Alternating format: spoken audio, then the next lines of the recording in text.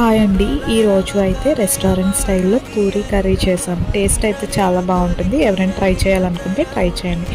ముందుగా ఆయిల్లోని పోపు దినుసులు వేసుకొని ఉల్లిపాయలు అనేవి పొడుగ్గా కట్ చేసుకొని ఉల్లిపాయలు, పచ్చిమిర్చి, కరివేపాకు వేసుకోవాలి. మనం కట్ చేసుకున్న ఉల్లిపాయల్లోనే మనకి టేస్ట్ అనేది ఉంటుందండి. ముందుగా బాయిల్ చేసి ఆలు అనేది పక్కన పెట్టుకోవాలి. ఉల్లిపాయలు మగ్గిన తర్వాత అందులో పసుపు వేసుకొని ఉడకబెట్టిన బంగాళదుంపలు ముక్కలు ఉంటాయి కదా, అది కొంచెం వేసుకోవాలి. బంగాళదుంపలు ఒక 2 వేసుకుంటే సరిపోతుంది. 2 టేబుల్ స్పూన్లు శనగపిండిలో వాటర్ కలుపుకొని అది యాడ్ చేసుకోవడమే. శనగపిండి అనేది బాగా కలుపుకొని వేసుకుంటే బాగా ఉడకాలి. అంతే, కర్రీ అనేది రెడీ అయిపోయినట్లే.